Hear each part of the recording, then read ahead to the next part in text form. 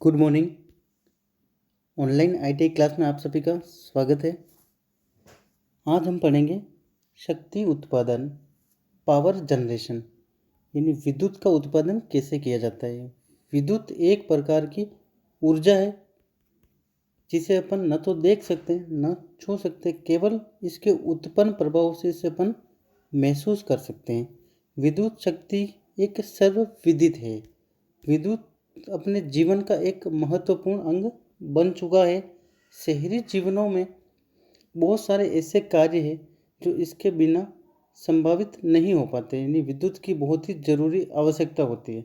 वर्तमान युग में जैसे जल आपूर्ति, शीतलन, भोजन पकाना, सभी औद्योगिक क्रियाकलाप आदि कार्य विद्युत शक्ति के द्वारा ही संपन्न किए जाते हैं। इन सभी कार्यों के लिए ही विद्युत की नियमित आपूर्ति की आवश्यकता पड़ती है और नियमित आपूर्ति के लिए इस विद्युत का नियमित उत्पादन करना भी अति आवश्यक है। साथ ही इसका अपन भंडारण भी नहीं कर सकते, यानी इसको अपन स्टोर नहीं कर सकते ज़्यादा मात्रा में, इसलिए इसका नियमित रूप से उत्पादन करना अति आवश्यक है।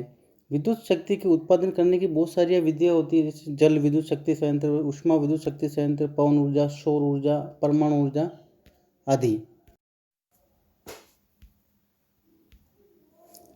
पदार्थ का वह गुण जो पदार्थ को कार्य करने की क्षमता प्रदान करता है उसे अपन उसकी ऊर्जा या एनर्जी कहते हैं। यानी कार्य करने की क्षमता को ऊर्जा कहा जाता है। ऊर्जा जो होती है वो दो प्रकार की होती है, एक तो परंपरागत ऊर्जा और एक गैर परंपरागत यानी अपरंपरागत ऊर्जा।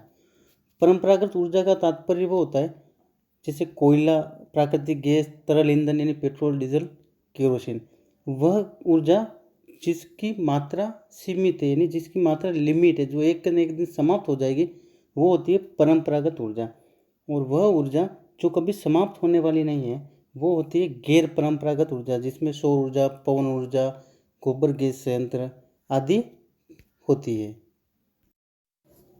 भारतवर्ष में विद्युत का उत्पादन 11 किलो वोल्ट पर किया जाता है, यानी 11 केवी पर ही भारत में विद्युत का उत्पादन किया जाता है। लेकिन अधिक जगहों पर यानी ज़्यादा ज़रूरत होने पर भारत में अधिकतम 33 केवी पर भी विद्युत का उत्पादन किया जाता है। 33 केवी का उत्पादन भारत में कोरबा सुपर थर्मल प्लांट में होता है तथा भारत में 24.5 किलो वोल्टेज का उत्पादन कुंदाकुलम न्यूक्लियर पावर प्लांट में होता है। यानी एक परमाणु न्यूक्लियर पावर प्लांट है, उसमें 24.5 किलो वोल्ट का परमाणु ऊर्जा में राजस्थान में स्थित रावतभट्टा में जो परमाणु शक्ति संयंत्र है वो दुनिया का दूसरा सबसे बड़ा परमाणु शक्ति संयंत्र बन चुका है। भूतापीय ऊर्जा 3 प्रकार की होती है, हाइड्रोथर्मल, जियो प्रेशर और पेट्रोथर्मल। जल यानी जो हाइड्रोथर्मल होता है, हाइड्रो पावर प्लांट, उसमें बैराज या बांध बनाकर ऊंचे स्थानों पर जल को एकत्रित किया जाता है। इससे उसमें जल में स्थितिज ऊर्जा का उपयोग में लेकर विद्युत ऊर्जा का निर्माण किया जाता है। जल शक्ति संयंत्र में जल को ऊंचाई से टरबाइन के ऊपर गिराया जाता है, जिससे जल की स्थितिज ऊर्जा कम हो जाती है और गतिज ऊर्जा में वृद्धि हो जाती है, जिसके कारण टरबाइन को यांत्रिक ऊर्जा प्राप्त हो जाती है। और प्राप्त यांत्रिक ऊर्जा टरबाइन जनरेटर को प्रदान करता है और जनरेटर उस यांत्रिक ऊर्जा को विद्युत ऊर्जा में परिवर्तित कर देता है और इस तरह अपने को जल से विद्युत की प्राप्ति हो।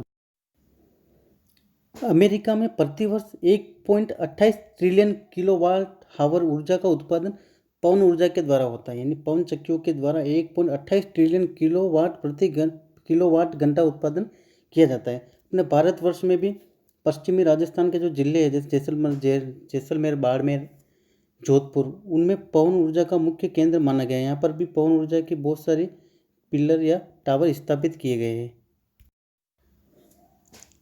पवन ऊर्जा की एक गैर परंपरागत ऊर्जा का स्रोत है जो कभी समाप्त होने वाला नहीं है। बायोगैस ऊर्जा मानव और जीव जंतुओं, जानवरों के मलमूत्र और कई प्रकार की वनस्पतिक अशुद्धियों के द्वारा या कचरों के द्वारा पैदा की जाती है। बायोगैस शक्ति संयंत्र में जो उत्पन्न होने वाली गैस होती है वो होती है मीथेन। बायोगैस की सामान्य संरचना में निम्न प्रकार के मिश्रण होते हैं। मीथेन गैस की मात्रा होती है 50 से 75%, कार्बन डाइऑक्साइड होता है 25 से 50%, नाइट्रोजन होती है 10%, हाइड्रोजन 1%, हाइड्रोजन सल्फाइड 3%, ऑक्सीजन होती है 0%। क्वेश्चन में इस प्रकार पूछा जाता है कि बायोगैस शक्ति संयंत्र में एक नाइट्रोजन की मात्रा होती है तो 10%।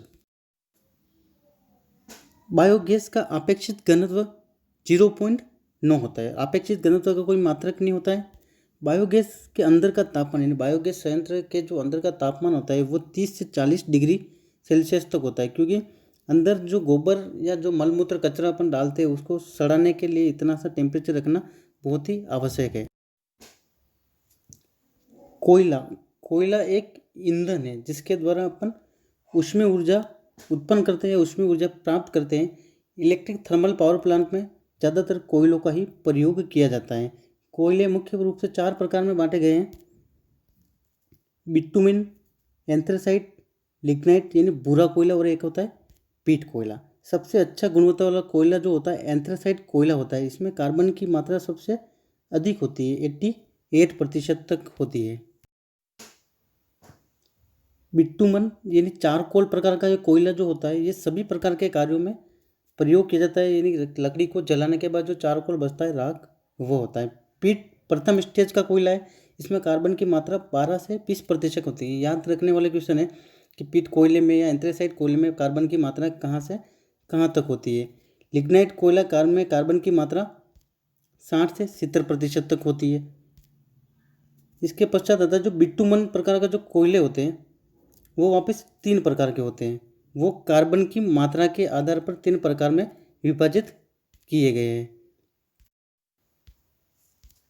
इसमें पहला आता है निम्न वोलेटाइल प्रकार के। निम्न वोलेटाइल प्रकार में कार्बन की मात्रा 77 से 87 तक होती है। मध्य वोलेटाइल प्रकार के बिटुमन कोयले में कार्बन की मात्रा 60 से लगाकर 78% तक होती है। और उच्च वोलेटाइल प्रकार के बिटुमन कोयले में कार्बन की मात्रा 60% से कम होती है। लकड़ी का दहन करने के पश्चात अपन जो लकड़ी को जलाते हैं उसके बाद जो दहन करने के पश्चात चारकोल का निर्माण होता है। जो कोयला होता है उसे अपन चारकोल प्रकार का कोयला कहते हैं। भारत में पाए जाने वाले कोयले में निम्न सल्फर उच्च राख होती है। सल्फर की मात्रा तो कम होती है लेकिन राख ज़्यादा बनती है।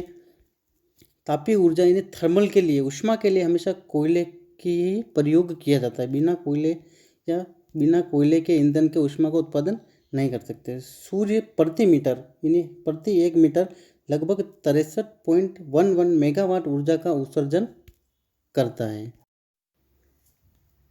आज का अपना टॉपिक यही समाप्त होता है। नेक्स्ट वीडियो में अब हम पढ़ेंगे विद्युत शक्ति का वितरण और पारेषण, यानी पारेषण के बाद जो वितरण आता है, उत्पादन होता है, पारेषण होता है और फिर वितरण होता है। तो ये सारे नोट्स अपने रिकॉर्ड में व्यवस्थित उतारें क्योंकि एग्ज़ाम को देखते हुए ये महत्वपूर्ण क्वेश्चन है।